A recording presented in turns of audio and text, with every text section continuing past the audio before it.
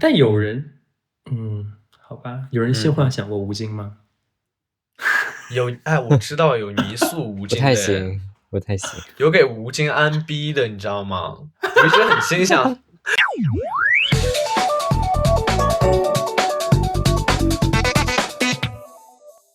Hello，大家好，我是 Vincent。在节目开始之前呢，想给大家插播一则广告。伯乐湾会在2026年的2月15号小年夜那天，在柏林举办一次华语酷儿春节联欢会。我们非常希望在联欢会上办一个酷儿春晚。那我们会安排非常多有意思、非常 sexy 的节目，比如说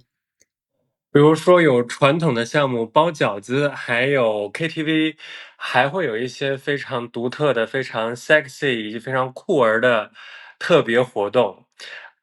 如果你这个时间在柏林、在德国，甚至在欧洲的其他国家，不想要一个人度过春节的话，那我非常欢迎你来参加我们的酷儿春晚。具体报名方式的话呢，我会放在屏幕之间，然后呢，Vincent 也会在伯乐湾的 Instagram account 与大家介绍。非常期待。好，那我们正片开始。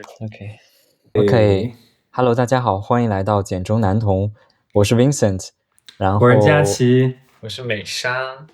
今天我们特别想聊一聊2025年发生的一些事情，我们会做性别和性向大事件的梳理，聊一聊那些我们觉得并没有被充分讨论过的一些比较重要的、有代表性的事件。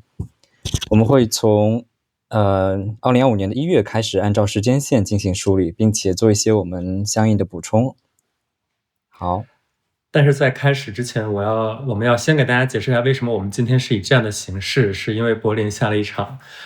大雪，然后本来约好的线下录制就因为各种交通问题、安全问题没有办法进行。但是今天我们邀请到了我们的好朋友美莎同学，欢迎艺术家美莎。美莎先介绍一下自己吧，在我们年终总结前，因为我觉得对，就是很难用一些很明确的词汇来介绍你，所以希望你来介绍一下自己。我的姓叫做欧瓦美莎释庆辉，可以听出来 ego 很大。我把我的姓从刘姓改成了姓释迦摩尼。对，就是真的就说明，就我想要跟正法走，因为太变动了。一上来就传教是吗？就是我为什么想传教，就是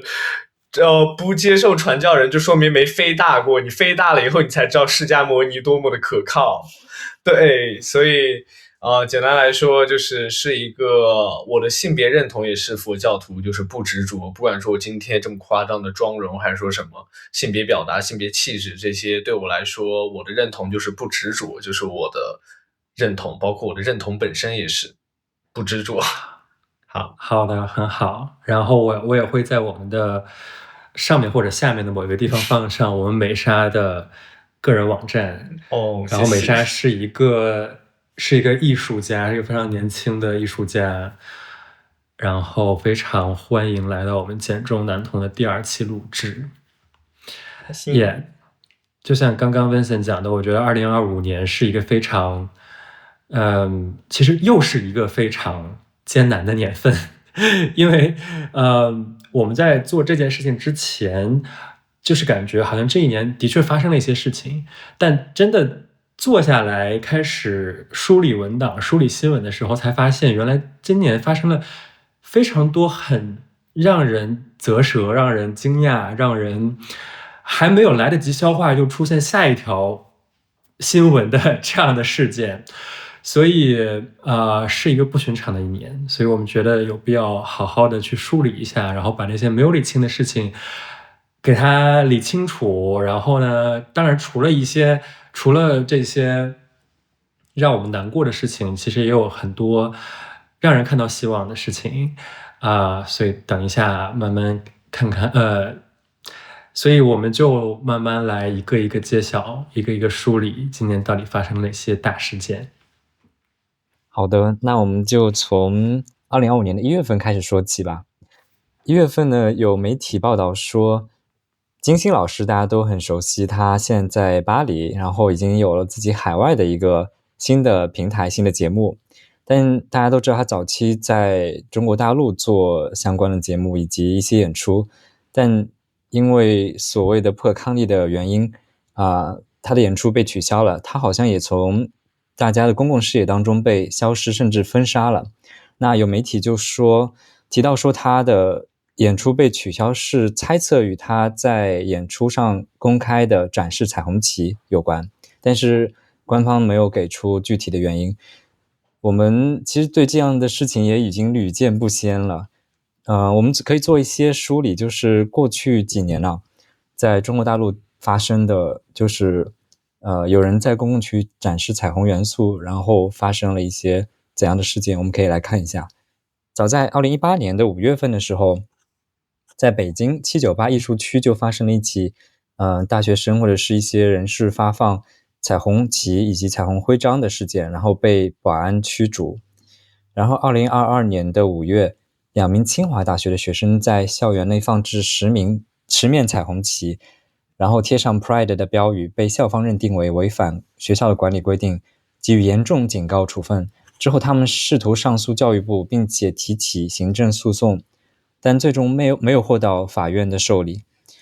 然后2023年张惠妹来就是北京举办演唱会的时候，有许多的歌迷纷纷在就是为这个演唱会做准备穿戴一些有彩虹标志的衣物，或者一些手带一些勋章但是最后在安检的时候都没有成功的通过安保人员强迫他们去掉这些，甚至脱掉这些带有彩虹标志的衣物。我们可以看到近些年来彩虹元素在大陆的语境下面基本上被当做一个敏感的符号，然后被封杀了，被封禁了公众人物展示它面临的结果就是下架或者怎样。那普通人也付出了相应的代价，我们也看到有人被学校警告了，有人被保安驱逐了。我可能要补充一下，因为我昨天在做调查的时候，我才知道，不光是国内的东西，我们在封禁彩虹旗，就是中国国内的东西，在2018年的时候，在2018年我这个都不知道，其实当时芒果还在转播 Eurovision， 就是那个欧洲歌唱大赛。然后呢，在决赛前的一些就在决赛前的几期转播里面，芒果台把所有的观众席里面举的彩虹旗全都打上马赛克了。对。然后他还就另一个是他把那个有纹身的明星的纹身也打上马赛克了。我其实没有什么想说了，因为就是其实从18年到现在也已经7年过去了。然后张惠妹也没有办法再在内地唱《彩虹》这首歌了，我感觉。而且我感觉这个彩虹的封禁一直以来很多人觉得，比如说很多时候我们的环境变得更加的管控更加严的时候，往往酷儿议题和彩虹议题是被放在很前置的位置的。这个不只是说酷儿群体非常的亮眼显眼，那其实更说的是一种维稳措施，就是当你花里胡哨，我可能说明他们想要一种统一颜色的时候，往往确实往颜色比较鲜艳的就先开刀了。就是说我们没有做任何真正伤害任何人的事情，然后这一些穿着彩虹衣服去看演唱会的人也并没有说这是一个多么明确的符号，多么明确的 icon， 只有这首歌，然后我去庆祝，连被庆祝也是不被允许的。去喜欢一件事情，去表达热爱，去表达欣赏，已经在中国的语境下变成一个，我觉得甚至是一直是一个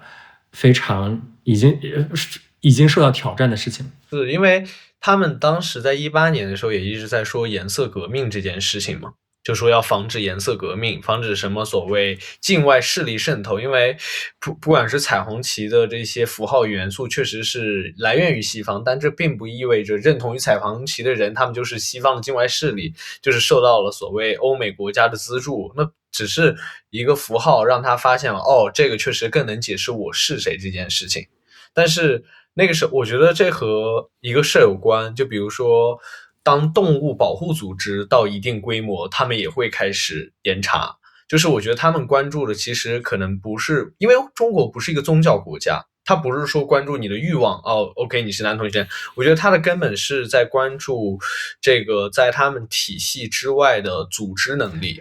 任何可以通过一个符号集结起来的一个对这个阶级能力，他们是聚集能力，对，甚至是刚刚过去的那个跨年，对，是你看他们都把那个都不让大家跨年的，就是不让大家屏幕出现倒计时，就是一切的集结能力都是让他们非常担心和担忧的。这个其实有很多已经政治上的解释。然后我也想到一点，就是彩虹旗在公共的层面好像消失，无法被展示了，404的。但是我想到我们在手机上，其实你可以发出那个彩虹旗的 emoji， 包括就它居然没有让苹果就是下架这个 emoji， 但是呢，我好像个人的观察就是在社交平台上，大家使用到彩虹这个元素来，可能让算法知道你是这个群体，可以推给相关群体，就大家会用那个彩虹的那个一个弯弯的那个彩虹的那个 logo，而不是去用彩虹旗的 emoji。我想这也是一个挺有意思的现象，就是大家用一个更加所谓中立的一个彩虹的符号去替代掉那个被大家会认为说比较敏感的、会发不出去的、会限流的这样子一个彩虹旗的这样子的一个 emoji，感觉是比较有意思的一个现象。在某种程度上，我可能会想批判这样的行为，因为我反而觉得彩虹和彩虹旗之间的区别就是旗帜是一个有象征意义的、可以聚集的一个符号。是。但是如果你退而求其次，只选择一个彩虹，那我自己一直就是觉得我们的国内的酷儿社区和西方或者欧洲的酷儿社区最大的区别就是说，我们几乎是没有一个可以集结起来的、聚集起来的一个community 的去建立 community 的能力。就是像刚才说，他们连跨年的这种聚集都不允许。对，就是它的根本其实是在，我觉得就是在吞噬每一个人的政治权利。就是我们的土地本身就不让我们培养有政治意识、政治权利，更别说什么集结，这些都属于政治权利中的。集会、发表你的声音、找到属于和你相同的社群，这些都属于政治权利范畴的。我觉得对，所以我觉得。如果你，我当然不去批判那一些，因为我当然知道，如果你用彩虹旗在小红书上，你可能会被限流，你可能想去找个对象，然后就是自己的号就没有了。那 of course， 你可以去这么做，你可以换一个其他的符号，你可以换成其他的暗号。但是我们为什么想要坐在这里面做这个节目，就是因为我们不想去做被审查掉、没有办法讲出内心想法的人。所以我觉得也有不批判，但是总是需要有人做不去审查，去说出不去审查的话。好，那这个点就到此结束，然后哎，我觉得我们可能要安排一下，就是每一个事件要有一个这个前因后果。对，就是可能我觉得我可以延伸一个关于这个彩虹旗，其实更多的时候我们在现实生活中是去感受一种 vibe， 就是感受一种氛围，就是酷儿之间的锁定，其实很多时候甚至能够非常的直觉性的，就是我知道你是不是是个酷儿，就是你是不是我的姐妹，或者你是不是这种的气质的感受其实也是一个很厉害，就是我们可能在西方的政治里面，因为他们的政治权力、政治体系是非常完善明确的。那在中国，不管说是在那些厕所找人啊，还是说大家在线下中去寻找到伴侣，还是在一个学校去锁定，可能确实这几年慢慢的用这个 Bluedy 那些的，然后但是随着分沙，可能我们的这个能力又会被开发出来了，就我们的这个天然雷达，原始的能力，对，原始雷达可能又要被开发出来。对，所以我觉得人是会一直去找替代性的这种连接的方式的。或者换一种话说，不是因为一直会去找替代性的，是因为这本来就是人性。对，你不能通过封杀同性恋而真的去抹掉所有同性恋的痕迹。对，是的，就相当于你把彩虹旗焚烧了，那会有无数其他的你烧掉了所有的彩虹旗，你烧不完同性恋。对，是的，因为同性恋它代表的是什么？一直在说同性恋，同性恋其实代表的是一个不一样于异性恋的性行为而已。就是它的根本区别只是这个，那就相当于那些异性恋掌权者想要否认这些欲望是存在于人类身上的，觉得这些人类是生病的，但是他们就包括恐龙及神鬼都说烂了，就这个欲望，彩虹的欲望其实非常明确，但是我觉得中国这个更复杂一些，因为中国它不是宗教国家。就你比如说，你看中东那些宗教国家，他反同，其实你能够很明确知道他在反什么，他在反对一个 OK 这个欲望，他不接受这个欲望是和他自身存在，他不接受。但是中国反对同性恋，它真的更复杂，因为在一些历史和文化上，甚至中国文化它其实对于同性恋的欲望，并没有那么的，就是有罪化的去看待，但他现在比较有罪化看待，完全是一种政治体系的，但是随之也影响了文化，就文化不再是那种敞开的了，这也在变化。对，我也觉得就变成吴京了，变成战狼文化了。吴京，对啊，吴京就被推了呀，他被推到前面，就说明官方允许他去更塑造这个文化，到底什么是文化？对，话语权。对，但有人，好吧，有人性幻想过吴京吗？有，哎，我知道有泥塑吴京的，不太行，有给吴京安逼的，你知道吗？我一直很心想，你知道，其实一直以来，男同有一大类盟友，就是关于那个同人女。虽然说这也比较复杂，但是有一类同人女，他们很厉害，他们会给吴京安逼，就是安上小粉逼，然后写吴京有小粉逼以后各种人生的状况。我觉得真的非常的当代。挺好的呀，解构吴京了，这很厉害，挺好的，对，还挺好的。那我觉得我们对这条的建议就是，你既然想解构我们，想马赛克我们，焚烧我们的符号，那我们也可以去解构你的吴京的符号。呀，是的，是，而且库尔创造力更牛诶，那个市场部的创意部门的10有9个都是库尔，是这样的。OK， 好，那我们进到下一条。那我们时间就跨到4月，4月有几个比较值得提及的事情。首先，最受到关注和争议的事情就是北理工的龚琳事件。这件事情是说，一硕士生常某在 B 站发布了一个实名的举报视频，指控他的导师龚琳是北理工的学院常务副院长，涉及泄题、性关系胁迫诱导与经费问题。然后校方在24小时之内2度对此通报，并对龚琳做出了处分。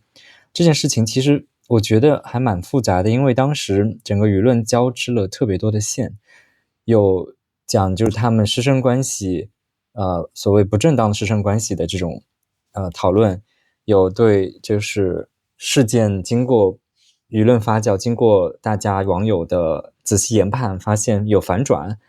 的这样子的讨论，也有对于这个学校在24小时内直接就所谓的做出了一个通报，做出2次通报，并且直接做一个相关的处理的这样子的一个争议。所以这件事情比较的复杂，我们今天就可以一条一条线把它分开来讲这个事情。其实它本身这个事件其实没有太大的一个作为，就是不是一个很新的事情，因为高校的就是教师和学生产生这些所谓性关系上面有胁迫啊，有诱导啊，或者是有性侵害等等的事情已经屡见不鲜了。但是这件事情之所以会引起舆论上这么大的一个讨论，就是因为它里面一方面出现了同性的情节，同性的这样关系是在之前的男女的师生关系事件当中非常非常罕见的一个事情，所以大家好像更加想吃这个瓜。然后第二个事情就是大家在这个事件里面好像看到不是之前非常单一的施害者和受害者的这样的一个论述，那老师一定是施害者，学生一定是受害者。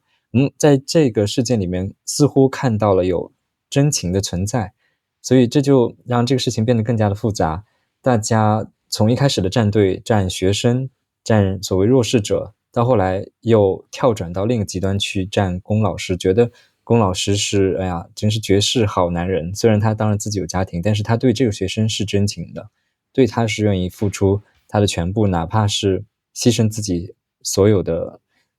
今天的所有的这些名声和地位，也要保这个学生，也要对他怎样怎样负责。就大家从一个极端跳到另一个极端，所以我们今天可以来聊一聊对这个事情的看法。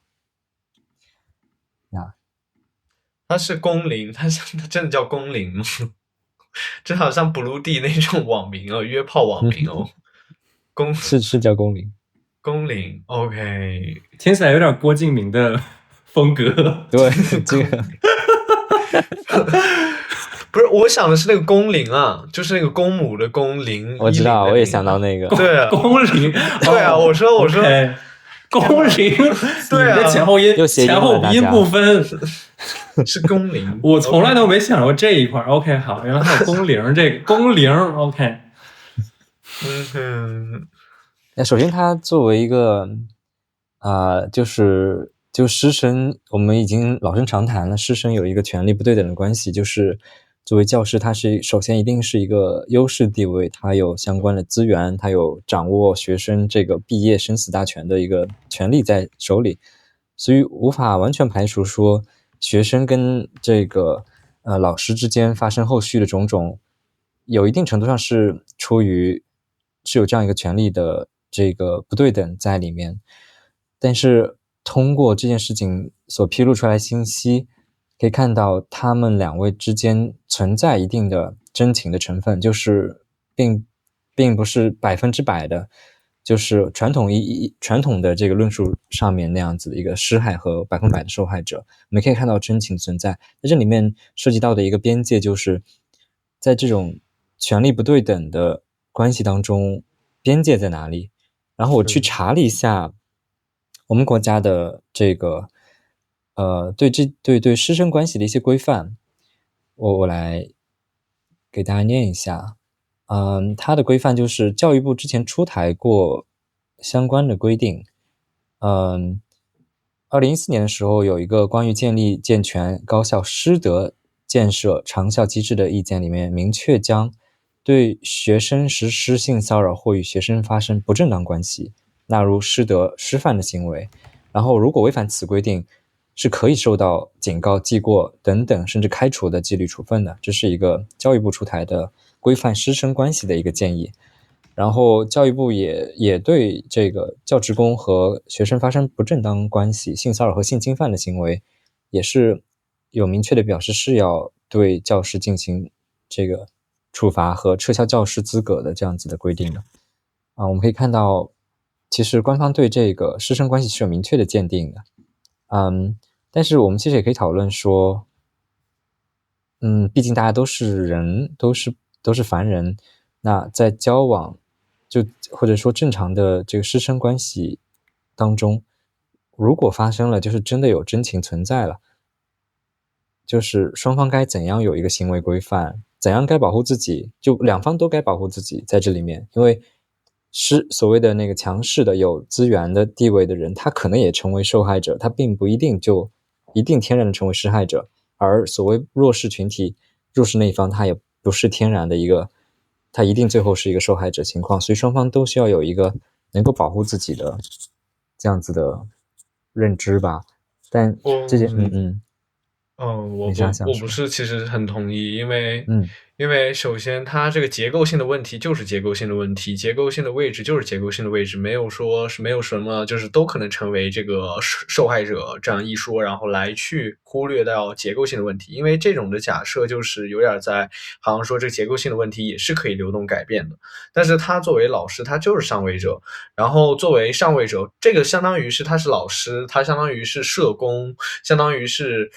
反正就在上位者的角色当中，你是因为他的这个情爱是很难分离于他这个权力位置的。比如说学生的世界只有一个很简单的世界，比如说你在他的世界里面，你对他的权力影响是非常大的。那这里面就你就没有办法去分清说什么所谓真爱不真爱。那作为一个老师，然后作为一个上位者，我觉得有一种道德义务，就是说，如果你们之间产生了情感那些的，那你理应当去保持一些距离。这个是我觉得这个是需要去觉察的。这个不管说是在欧洲还是说在哪里，包括在中国的这些法律规定上，也是都在强调出来说，作为一个上位者的身份，这个情爱方面就是没有所谓什么真情不真情，你可以真情，但是你不能在他和你在这个系统位置的时候，你可以等他毕业了以后，你们是不是可以再开始去说什么？但是就在这个权力位置中的时候，我不太认可说你发生一些关系以后，你又说什么有真情了，然后你的这个上位者的位置就可以所谓模糊或者掩饰什么的，我都觉得它是不可以的。没错没错，你说的我觉得是认同的。对对这件事情我认同，但其实我觉得这个事件的复杂性在于说，你会发现最后受伤的是你讲的这个上位者，而且这个事件很大一部分你会发现，这个学生曝光出来之后，他所曝光的这些文件反而是显示了这个。他是在权力关系之中获得如此多的好处，对，所以才会造成一个舆论的反转。我觉得，我想讲的一件事情是说，我觉得在这样的关系中，不能非常简单的以所谓的上位者和下位者的权力关系就是如此的绝对而定论，因为这是我想推荐的一个电影，是这个瑞典电影，叫做那个《Die Jagd》，叫猎人。然后它整个故事呢，其实就是讲说，一个小学老师，就是演汉尼拔那个人很帅的那个是大帅哥，他演的一个小学老师，然后呢被一个一个幼儿园的小女生表白之后。然后他就跟他讲说：“哇，你是小女生，你还是小朋友，我们不能谈恋爱。”然后呢，这个小女生呢，这个小女孩啊，因为她的世界也很单纯，就像你讲的，她觉得你刚刚讲的，你觉得老师的世界比他的权力关系比较复杂，然后呢，学生世界比较单纯，是很单纯。于是这个小女孩就因为她被拒绝了，她感觉到了一个心理上的难受，或者是这种被拒绝的，怎么讲，就是被拒绝的难受。他就跟他的妈妈讲说：“妈妈，这个老师用他下体碰我。”因为在这个女孩的因为我觉得我们不要把小朋友就是当做一个没有任何感知、没有任何思维、不理解成人社会的一个非人化的人，因为我们的这个各种媒体，小朋友也是能看到，他们能理解是在他们可能表达不出来什么，但他们能理解这个权力关系如何运作的。所以在这个事件，在这个电影里面，这个小女孩就跟家长跟老师讲。这件事情，然后呢，他一个无心的谎言吧，他作为一个小报复，结果就导致这个完全这个无辜的男老师受到了整个生活的翻天覆地的变化。然后，所以我觉得我们更应该考虑的是如何界定，或者说如何去减少这种不必要的伤害。因为我觉得在这个事件里面，这个老师除了他应该受到的这些在工作上面的一些事物之外，但其他的这种他被公开了之后，然后24小时之内直接就被开除党籍、开除工作，这样的处分是否是经过深思熟虑的？是否经过了认真的调查？我觉得这个是我们应该多去思考的。然后就是我想讲的，在这整个事件里面，它又暴露出了一种 PTF 文化，就是一种举报和这个烧死，希望这个群众来给我评评理，然后烧死女巫，烧死那个坏人，这样的一个心态。这个 PDF 我们已经见太多了。然后我发现这个 PDF 是一个，我不知道是不是国内独有的一个这个事件。反正我问过我老公，我跟我老公讲了整个事情，然后就说。就是说，为什么会有这样的事情，在一个聊天的群里面，在一个这个社交软件里面，能够去曝光一个这样的事情，所以我就是觉得它暴露出了，首先我们应该都能够认同的是，因为没有正确的渠道，对，没有正确渠道去举报这件事情，然后他选择了。就是我们不管这个学生的初心是什么，他选择了曝光这件事情。那第二个就是说，哪怕有正常的渠道，像我们讲说在欧洲，它有非常完善的法律啊，然后这种舆论环境，它仍然会有把一个成年人因为无心，这是个电影 ，of course 这个是个电影，但这个电影可能让我们要去反思的是，这个界限在哪里？然后我们对于我们是否能认定一些事情就是非黑即白的？而且我觉得之所以会发生这样的事情，也暴露了就像刚刚美嘉说的，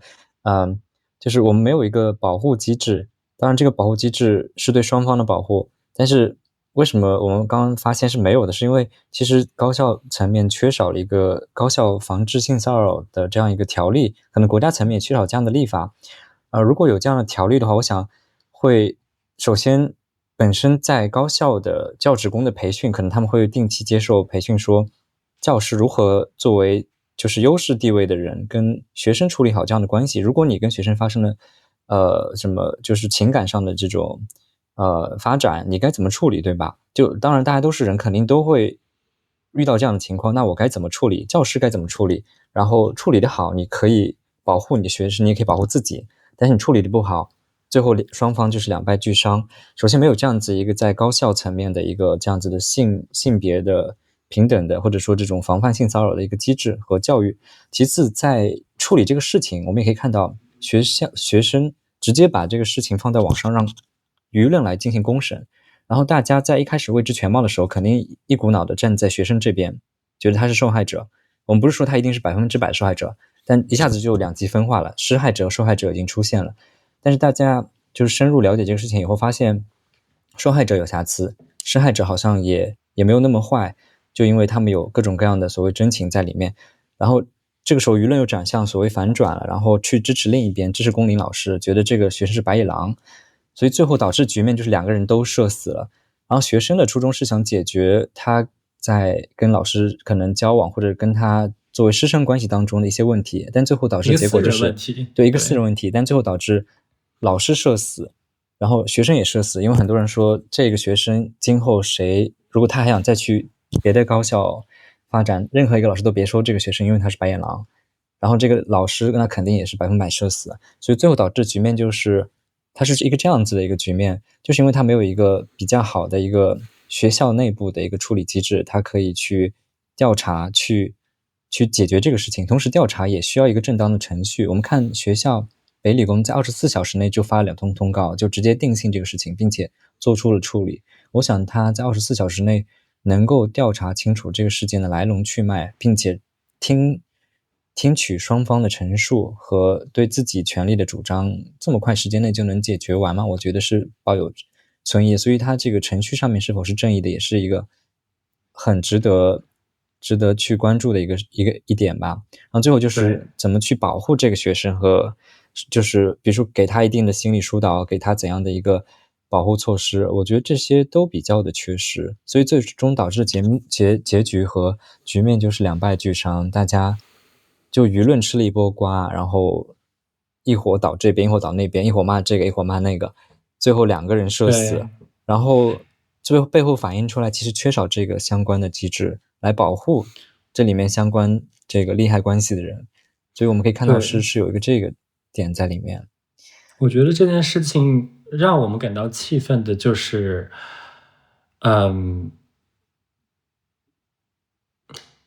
就是最终并不是哪条法律来决定了两个人的正义与否，而是公众的讨论。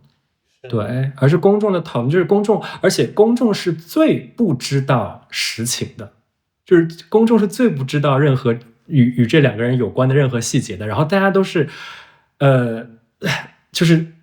看到某一个人聊天记录里面截图或者怎么样，就觉得哇，这个我觉得我站他这边，我站他那一边，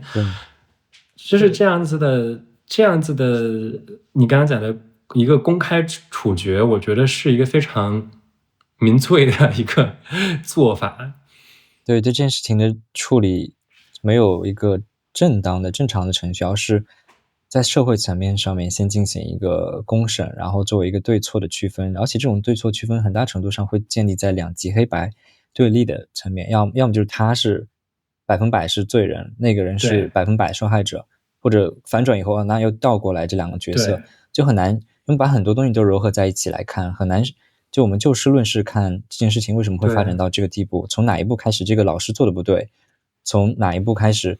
就应该由谁来介入了，就应该怎么来处理了，等等，这些机制好像都是空白，所以最后导致结局就是学校其实也收不住这把火，最后烧到互联网上以后，就大家一起添油加醋，火上浇油，然后越烧越大，最后就变成一个对猎奇的，并且也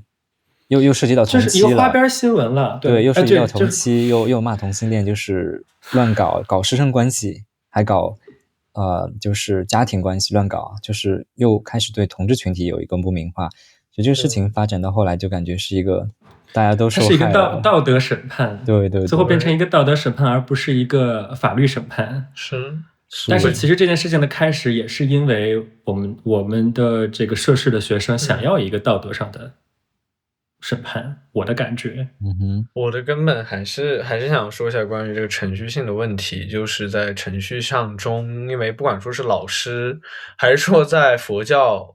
圈还是宗教圈里面的上师师傅，我觉得有一个根本的界定，就是关于这个老师和他的学生，或者说所谓和他的弟子是不得发生关系的。老师是就你即使知道那个学生的人有情感，你应该要及时的，因为你是作为一个更加成熟的人，你要有更加成熟的成立。这个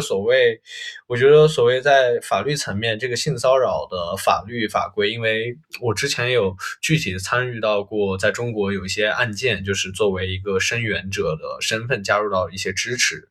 那这个性骚扰里面，它的过程中，就算不是通过舆论来去，因为比如说我们在去说一些性骚扰案件，首先我们通过舆论，警方才会介入。就是当不发生舆论时候，在警方都不去介入，或者说警方都不再受理的时候，那这个时候舆论就成为了一种我们要去维权的手段。那在这个时候它会很难控制，因为舆论火一旦过大以后，那这个警方他们的判断就是因为舆论火很大了，所以我们就对这件事情做一个惩罚性的判断。但是那些警察呢，在很多的警察，比如说前段时间 BBC 爆出来英国警察他们去卧底发现有很多艳女啊，这个其实是能想象到的。那在中国警察那当然也有，那他们的这个性骚扰的教育、性骚扰的普及可以说也是非常的为零。那在学院里面其实我不太知道这个，但刚才听说也是在学院里面也是没有防止性骚扰的这个会议啊，或者说这种明确的章程的，这个是非常重要的。对，不然的话就是混在一起，就像刚才大家说的。对，我想龚琳老师可能从始至终都没有觉得他在性骚扰这位同学，对，在他的认知观念，对，所以他可能不知道这样的行为其实是完全违反规定的，是可能潜在会造成伤害的一个行为，因为就是我刚刚讲的，就是没有这样的一个制度，没有这样子的一个对，对，这个更根本的还是师生关系。我觉得并不是说不允许师生恋，就是我仍然不站位在说所谓的有绝对的强弱这个权力关系这件事情上，我是不完全认可的。但我想讲的是说，就像刚刚我们讨论的，他应该有意识，他可能没有这个意识，对或者没有足够的准备。对，因为我觉得如果两个人，就像罗密欧和朱丽叶，他们也是有就是师生恋，他们不是上下位的关系。但是你会发现，我们这些被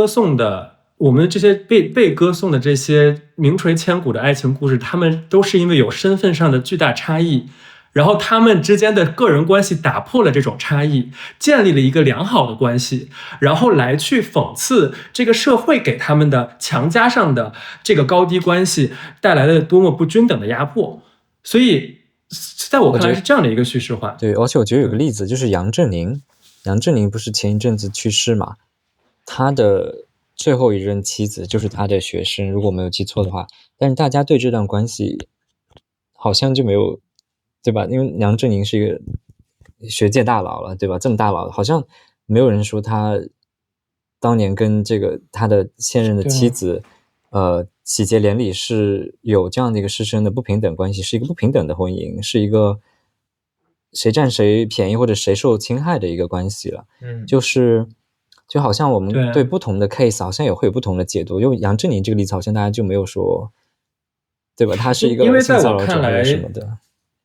在我看来，私人生活对，所以不一定是一定就是我们想象中的一个受害者去世或者一个施害者去世。我觉得不是受害者不受害者问题，师生恋的本身我觉得是一个它是非常不成熟的一个爱情的，尤其是这个老师，如果说他真的是一个成熟的爱情者，他成熟的要去给予爱，他为什么会在一个人依恋他的时候仰望他的时候会被他决定命运的时候把他拖进亲密的关系，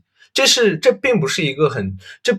成熟和负责任的表现。所以说在师生恋的这个问题上面，所以我在很多时候还是会觉得这必须要从一种系统上的去强调。但是成熟不成熟是谁来定义的？成熟不成熟又是谁来定义的呢？对，如果双方都因为他的权利不平等就是存在，这个是客观现实，他就不能把所有人的权利都非常的不平等。就像我刚刚讲的，罗密欧和朱丽叶之间的这个梁山伯和祝英台之间也是有存在非常不平等的关系。他们是身份差异，他们不是在同一体系下的权利。罗密欧和朱丽叶，其实如果那个祝英台这个梁山伯和祝英台，你完全可以把它讲说它是一个。那罗密欧和朱丽叶可以是一个非常腐朽，你可以把它变成一个那个。但是我在讲的是一个权力体系中的权力不平等，它是存在的，所以不能把这个当成罗密欧与朱丽叶的浪漫式的普通关系、普通式恋爱关系，它就是一个权力不平等在同一权力体制下的一个恋爱关系，这个是不能否认的。就是他的师生，他的什么？对，甚至美莎说的话，我想提个问题，就是有没有一种情况，比如说我们有一定的这个性别就是防范性骚扰机制已经在高校建立了，然后有一定的性别平等或者任何这些平等的这些理念也经过培训了，那有没有一种情况是允许师生恋的呢？就是他们在知情了，老师也知道我一定会有利害关系在里面，我可能做得不好，我可能会伤害到学生，但是如果我已经接受足够的培训，然后学生其实也知道我跟你存在利害关系，但我还是很仰慕你，很喜欢你，或者我就是想跟你有一定的恋爱的这样子的倾向，是我想说有没有可能是允许的，有没有一种情况？是我想说，就是我表达我对于师生恋，我就是严正觉得它不是一个这个的原因，不是说我不承认有爱情的发生，我承认有爱情的发生，但是呢，就比如说刚才像说，如果我们真的有一个明确的章程的话，那它的一个就是一个成熟人的处理模式应该是，比如说他会等到 OK 我们转导师以后，或者转课以后，或者毕业以后，他一个成熟爱情为什么一定要在这个权利我们本来就是不平等，我决定着你的一些东西的时候，那这个首先它有非常多问题的发生，比如说其他的同学呢，那和你没有，那你是否因为你们这段亲密关系而导致了一些特权，导致一些后门的发生呢？是的，就是我不是在否定爱，我是在要求爱发生在一个不伤人的结构里你说，我觉得其实我们讲来讲去，我觉得我们都能同意的是，这件事情的发生，我们觉得不公正的点是在于说，其实这个老师利用了很多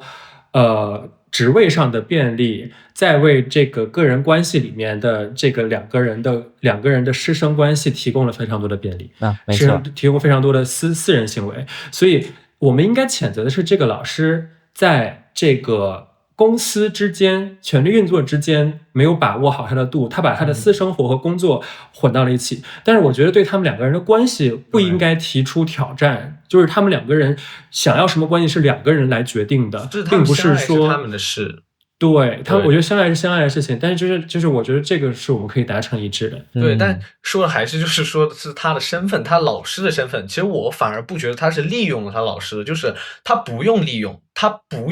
他的身份就已经存在了。就他的身份，他不需要说有一个主观性的说我利用我的这个来去卡你或者什么的，就是你的身份就已经存在了这个权力关系不对等。所以这个是我觉得他没有意识到，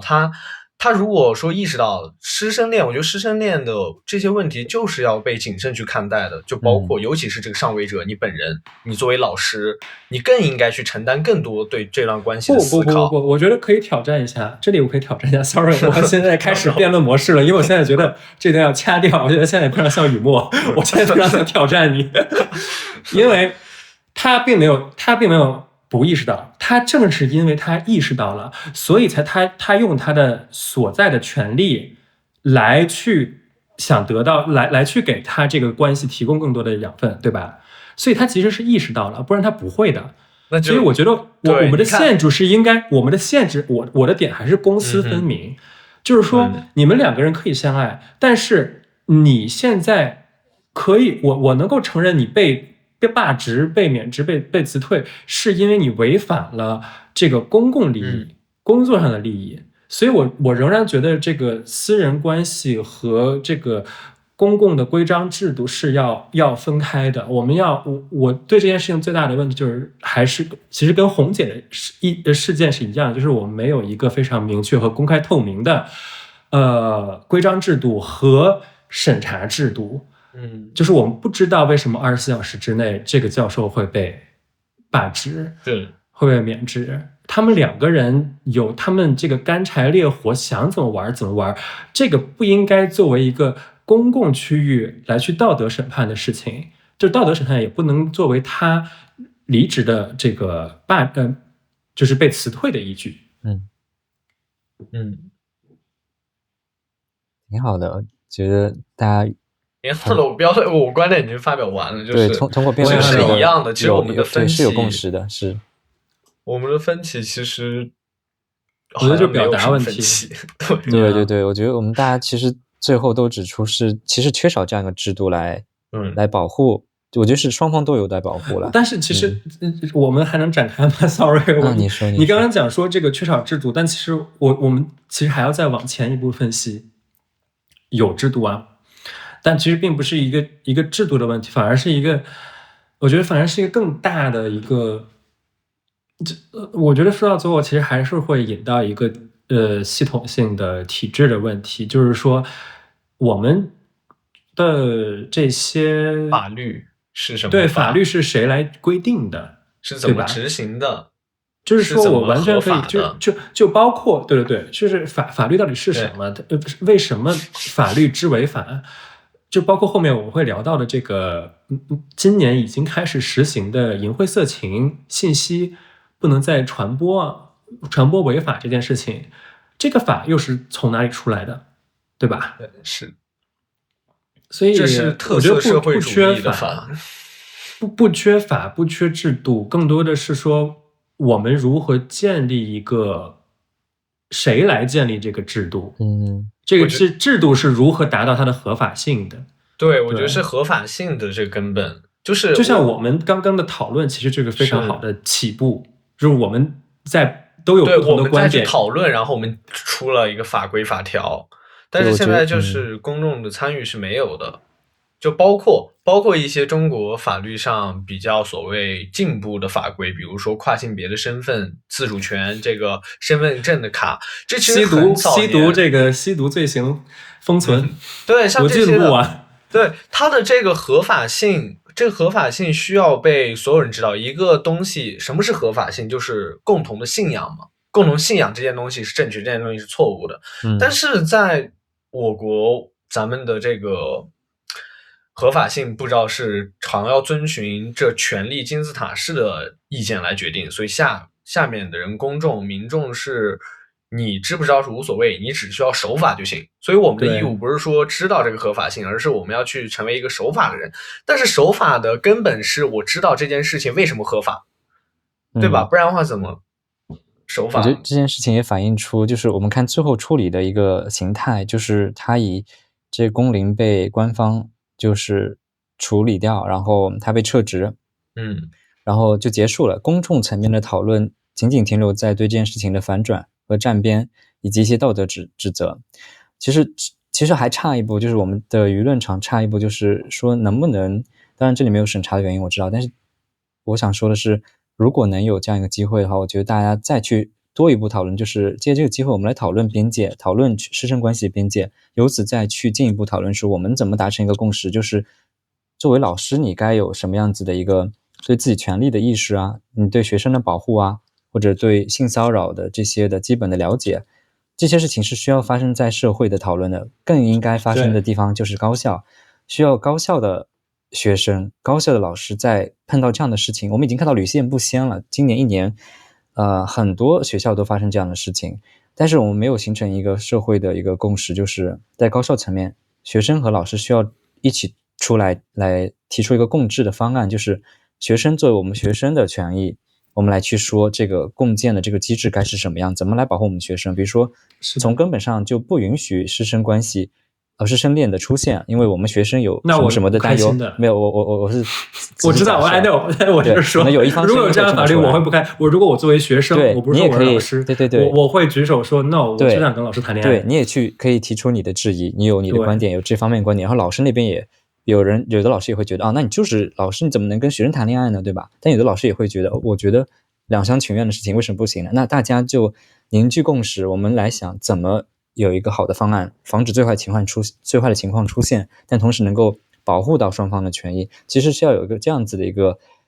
这个事情出来，那我们怎么来解决并且防范以后出现这个情况？其实有这样一个过程，但是完全缺失了这样子的一个讨论。所以这是很可惜的一件事情，就最后又变成一个吃瓜，然后 PDF 这个大家来读一读里面的小作文、小故事吧，就是这样子的一个收场。我觉得你指出一个非常非常痛的现状，当然这个不是说是我们愿意这样造成的，但是这个就是一个现实，就是中国语境下的简中语境下的公共讨论就止步于吃瓜了，止步于花边新闻、黄色新闻。就是没有下一步了。对，好像各种原因，我们也愿意，我们也觉得挺开心的，今天吃个瓜，然后明天继续该干嘛干嘛。我们不去深入思考，因为当然也有人深入思考，但是就是声音他听不到，对，他被禁掉，被封杀，被封号，所以这是一个非常让人难受的现状。所以我觉得我们这次有必要来把这些事情重新拎出来讲，就是他在当时没有被彻底讨论完的一些部分，我们今天可以借这个机会我们来聊一聊，把它聊透一些吧。好的，特别好，我觉得我们终于进入状态了，我们来下一条吧。好，那我们接下来看同样的是跟审查制度有关的一个事情，也在4月份，微博强制将性少数资讯账号同志之声改名为骄傲声浪。然后同时在这个月呢，微博上面一家面向男同社群的账号因为含有同志只设同性恋社群被要求改名。我们看到又出现这种要去同性恋去同志这些词的改名的事情出现了。然后我们在可能回顾一下自己的日常生活的经验当中，我们会看到大家在社交媒体上面分享跟自己伴侣的生活，会称呼其为室友，然后我们会自称是南通，用江苏省的南通市的地名来自称，以及通讯录这些谐音的方式来说话。就因为同性恋什么的可能都限流发不出来，所以我们就开始用这些所谓的谐音词、谐音梗来创造另一套的语言。然后我们也看到同志之声被改名为骄傲声浪，然后我们的同性恋亲友会被就是出于一些压力吧改名成出色伙伴，然后还有北京同志中心，之前也改名叫北京同志文化是吧？还是什么？北投文化，北投文化，对，就都在改名，好像都在去掉一些东西，然后让它变得更不那么的，好像耀眼，不那么同性恋，对，不那么同性恋，就是他妈的，就是去同性恋化，我是对，真的要气死了。就比如说同性恋亲友会改成出色伙伴以后，一般人根本就看不出来他跟同性恋有任何的关系，跟家庭有任何的关系，就变成一个好像可以被安在很多不同的社群组织名字的身上的一个名字，就完全去同性恋化了。然后我就让 AI 来做一个这样子的一个假的虚拟的警情通报，然后试着用我们过去大家会用的一些谐音词，然后来做这样一个警情通报，然后可能大家听一下会有一个感受吧。然后我可能先念一下这个警情通报。近日，我局接到群众举报，称某小区内存在异常组织出色伙伴聚集情况。经查，情况属实，现将有关情况通报如下。经核实，涉事人员张某某，男，长期与多名室友保持非正常密切往来，其社交账号内存有大量彩虹元素，并频繁出入所谓出色伙伴互助空间。经进一步调查，张某某系一名通讯录，与多名室友存在长期稳定的交流关系。期间呢，互相发送带有明显暗示意味的信息，疑似制作、传播大量不雅内容和淫秽信息。该通讯录长期与多名室友保持高频互动，关系性质不明，但态度友好。期间多次出现互相倾听、情绪支持、共同吃饭等越界行为，严重偏离正常室友交流范畴。同时，张某某曾参与出色伙伴活动，经鉴定该组织虽名为出色，但成员之间互称理解接纳，疑似对主流语义体系造成干扰。经调查，张某某对自身男通身份供认不讳，并辩称相关行为属于个人情感表达。目前我局已经依法对相关彩虹制品予以清理，对其室友关系进行重点关注，并责令当事人立即停止一切出色伙伴式的互相理解、互相支持行为，责令其室友关系进行去亲密化处理，建议回归点头之交。下一步，我局将持续加强对通讯录的动态管理。OK， 我越听，我现在特别难受，因为我觉得这有可能变成现实。现实可能比这更糟一点。当你读出来的时候，我真的觉得可能未来某一天会有这样的警情通报出现。我言之不预。我觉得，那我想说一下，就是关于这些组织改名啊，就据我了解的一些，同志组织是不是官方给他们改名啊？是官方跟他们说你们要关掉，然后他们改名换一种身份存在。然后我觉得关于官方是否会使用这些词汇，官方可能就直接就是 Q 了，他给你的通告就是不改名是自愿的，对，改名是为了活下去的一种方式，对，相当于是一种新生存的方式，就是 OK， 你不让我那样活着，我削弱一些我的存在感，我活下去，是这种的一种。但最后的结果就是都没活下来，就是退让到最后就大家都死了。对，因为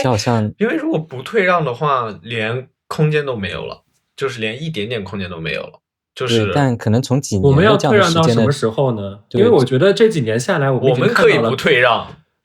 对，我们这是一种口号，这是一种问所有减重男同的口号，就是我们到底要退让到哪一步？其实今天梳理我们会发现，都不是1年的事情，我们都可以追溯到10年前。然后我们发现，之前10年前我们会觉得，哎，我们退让一步可以有新的这个空间，新的这个活动，但我发现就是越退越得寸进尺，越蹬鼻子上脸，最后你连最基本的都不能说了。就是你像北投改完名，你照样是关掉的。所以这个大家需要放什么来着？怎么讲来着？认清幻想，不是放弃幻想，认清现实。但是我个人还是觉得它是从2个方面的，一个是个体层面，我们可以有更加坚定的政治诉求的表达，然后但从组织层面，比如说它组织是为了它的首要目的是为了，比如说一些跨性别组织是为了帮助受暴的跨性别离开，它并不是为了去伸张那个政治权利，它肯定有啊这个诉求，但是它首要诉求可能是为了保证一些人的安全，那他为了活下去，他做出一些妥协，我觉得也理解，因为他的组织的目标是不一样的，这也是每个组织都是差异性的，所以我觉得从个体层面，我们当然应该我想问一下，前一阵子有一个跨性别的账号，开始说什么，就是读马克思主义，然后支持党，可能然后另外一种活下去的这是我想讲的。如果活下去，就是我虽然不喜欢二极管思维，我当然不喜欢二极管思维，但是我现在觉得我们要认清的是，这个就是一个你死我活的状态。就是我不认对一些组织来说，它是具体的社工工作。你比如说有一些LGBTQ 它直接的这种被取缔，那他们很多的社工去转向去帮助艾滋病，因为这个艾滋病在政府中它有一些的预算和支持，所以可以转向于艾滋病的宣传口径。就是有一些人，我觉得这个就是激进，是我们当然要允许存在，但是有一些是社工性的行为，就它一定是温和的。这个是可以的。我从这件事情我真的很难受，因为我觉得这个就是我要把我的这个频道叫做简中男童，就是非常直白，就他妈这4个字，就是你不敢说出口的这4个字。因为我之前在上班的时候，我作为一个95后，我身边其实有很多就是80后啊这种90后的这个男童。我其实非常期待他们会给我做一个榜样。其实小的时候嘛，就是你作为一个年轻一代的同性恋，但你会发现我们在一起吃饭的时候，甚至在外面，在公共场合的时候，他们都不敢讲同性恋3个字。他们一群男童，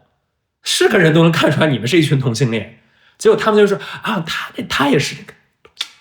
通讯录啊，就气声。就是而且我们在上海，就是我觉得这已经是一个给出你空间，让你可以做自己，让你可以去给到这个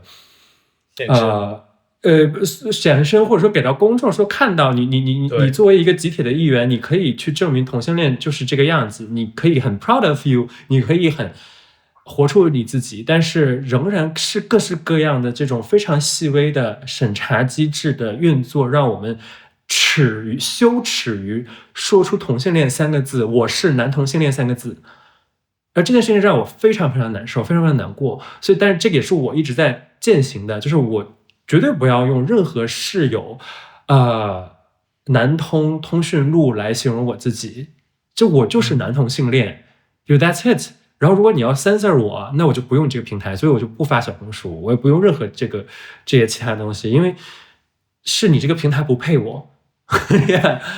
所以我就需要把这个非常明确的信息简中男童4个字放到可以放出来的平台上。真的很难受，因为我刚刚就想着说，男同性恋在中国的媒体语境里面，最后能出现在哪里呢？出现在今年的艾滋病报告里面。最后这个时候男同性恋出来了这个时候新闻联播可以大方的说出男同性恋是今年艾滋病增长传播最高的途径。为什么在其他地方不说？这种语言审查的这种运作机制我们还看不明白吗？我们还是要在那后退说有别的办法啦， somehow 可以的。都已经在你面前这么明显的把你跟艾滋病放到一起，当然我们艾滋病这是另一个话题，我就是中国首先把艾滋病污名化，再把男童放到艾滋病里面，就是这样一个非常明显的运作机制，我们还要再退让吗？我们还要再把自己的名字改成另一个名字，然后来获得生存吗？我觉得并不是的，我们已经没有生存的余地了。对，是我觉得现在的情况，是对，以前是说不定可以通过委曲求全，我改个名字，然后你放我一马，对吧？我保持我还要做事情，只是我变得更低调了，公众更不可见我了。但是现在我们面临的一个现实就是没有空间，没有土壤，全部铲除。那过去高校的这些公众号，对吧？新少数的公众号有各式各样的名字，最后一夜之间全部铲除，就现在的生存空间几乎无限接近于零。所以我感觉过去大家委曲求全，完全就是我配合你，那你给我一些空间。现在就是到最后我不给你空间了，然后我觉得那我们还怎么能够去委曲求全？就已经连委曲求全的余地都没有，因为已经不存在这个机构，我们就不能再做这个事情了。就我觉得需要再思考，重新反思这个事情。然后我再回到刚刚那个语言的异化这上面，我觉得一方面就是能理解，通过在传播的策略上面，就是大家用谐音来替代一些词汇，当然指代的是同一个东西，但我觉得我特别不能理解是室友这种表达，就是你通讯录，其实你还在谐音同性恋，然后你彩虹也是在指示同性恋，但是你室友那就完全不是一个伴侣的一个关系，室友关系就不是伴侣的关系。我觉得这种语言的异化让我挺不能理解的。我很难想象，如果我哪一天我的对象把我放到网上发我们的日常，说是我和室友的日常，我觉得这是完全对我关系的不尊重和降格，这种语言我是无法接受的。你可以说是通讯录夫妇的日常，但你不能说我们是室友的日常。我觉得可能对这个事情是需要去讨论一下，就是我不能接受这样子的异化。你可以谐音，但你不能给我替换掉，拿别的东西来替换我们的关系，因为那不是一样的东西。我觉得语言上面是需要警惕这种不断的异化，不断的审查，然后你完全往另一个，对，就今天是舍友，明天是什么关系我不知道，是同学，他是我同学，就什么，对，就是自我的异化呀。就是你怎么能把你的尊严就已经降格到这儿了？对，我觉得是没有尊严的一个表达，就这个表达我是不认可的。可能其他的我觉得相对来说我能理解，你是一个策略，但是这种就是对你在否定自己作为同性恋有一个伴侣关系的尊严，在这上面你把它降格为一个室友。我不好意思，我真的是就是这个话题，我每次提到我就觉得有很多想法，因为在我跟我父母出柜之后，我会发现。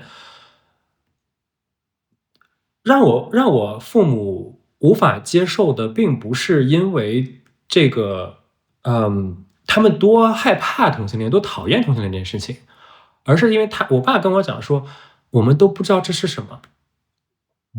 我们不知道怎么跟别人讲，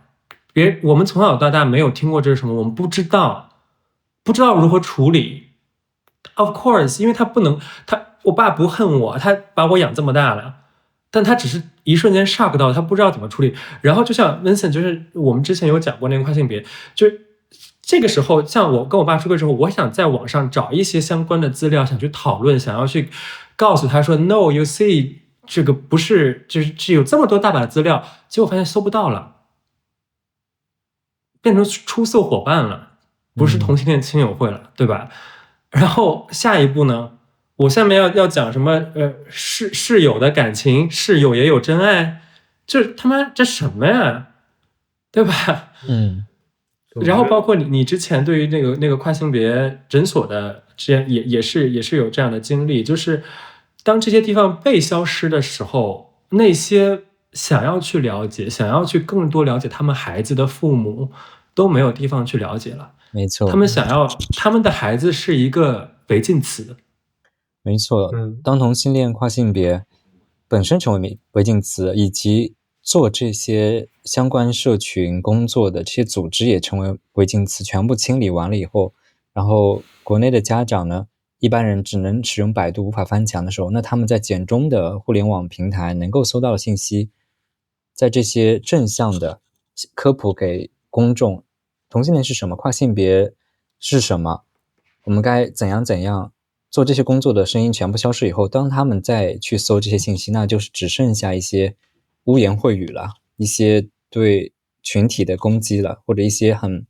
非常非常有歧视性、非常非常有问题的一些污名化的报道了。就他们能搜到的就是这些，因为其他的已经被审核掉了。那么他们也不太会使用一些什么这个谐音词来旁敲侧击的来收集一些信息，那他们能够直接拿到的这些信息都是被污染过的，然后好端端的一些信息全部被审核掉，所以最后导致结果那就是更加的污名化，然后更不利的一个情况。我觉得在个体层面，我觉得我比较像通讯录啊这些的名词，它可能关于网络审查中。那我在个体生活中，我觉得因为刚才说到了，其实是个体和组织，我还是想比较分开，因为有些时候组织的它的那个目标，它可能生存策略是为了一些东西，但个体是不一样的。那在个体上，我比较反感的是追求一种主流的气质表达。你都是同性恋了，你都是酷儿了，你本身就可以更流动的去表达你的气质，但是你还是非常追求的去，因为你其实在学习那个策略。我觉得有些时候中国人活得太聪明了，中国酷儿，中国 LGBT 活得太聪明了，我们太知道如何活得安全的活在这个社会了。但有些时候我们就是要活得不安全一些，我们就是要去彰显出来 OK 我的气质就是你看到了吗？这个气质就是我，但我就是可以同样和你拥有同样的权利在这个脚下。我们慢慢的感受到环境的一步步保守，我们慢慢去学习 OK 学习如何和那些主流的顺性别直人一样活的，我们把自己藏起来生怕被别人看到，我们把这些气质 OK。 但我能够理解在一些时候可能当你表现出来更多的酷儿气质，你的生存会变得更加的困难，你更难找到一个好的工作，你更难去那个什么。但是我们在一些时候去妥协的时候，但是我们不要忘记了，不要把这个规训内化了。当你找到了工作，你比如说像我面试的时候从来不化妆，我他妈一入职了以后我全妆，因为他开除我，他要赔钱的。对啊，那你就是你应该冷静下来，智慧去想你的生存策略，而不是说完全的内化那个结果，对吧？就是如果你完全的内化那个气质，就相当于在被他统一了。蛮复杂的，我觉得的确是蛮复杂的。就像我留长头发这件事情，我在上海从来都没有留过长头发，因为上海的男童里面，你留长发就是相当于社死，做不到爱了，对，做不到爱就是必爱。所以这个的确是一个非常复杂的问题，是非常不是复杂。其实我们已经能看到它的整个的结构了，但是你想改变它是一个非常复杂的事情。就还得个体倡导。就是个体倡导，就是我们所谓酷儿，什么叫 proud， 什么叫勇敢？勇敢什么呢？就勇敢你那个骚浪贱的气质，就是那一眼就看出来了，别装了。我觉得最尴尬的事情就是两个酷儿在那场景下相遇，然后两个人都在那装。你别两酷儿了，你酷儿啥呀？我觉得很好玩。两酷儿，我觉得现在两酷儿见面就是在那装那个什么呢？装那个就开始讲一些那个性别话语啊，开始什么操演啦，这些名词就开始往上整了。最后没有想做爱吗？好了，所有人都想做爱了，美汉也不想做爱了。但我们确实不想做爱那一步的。但我就是说，对 ，anyway， 我提议我们可以先暂停一下，然后休息一会儿。然后就再开始下一个怎么样？没问题，我们休息。那我们就等一下。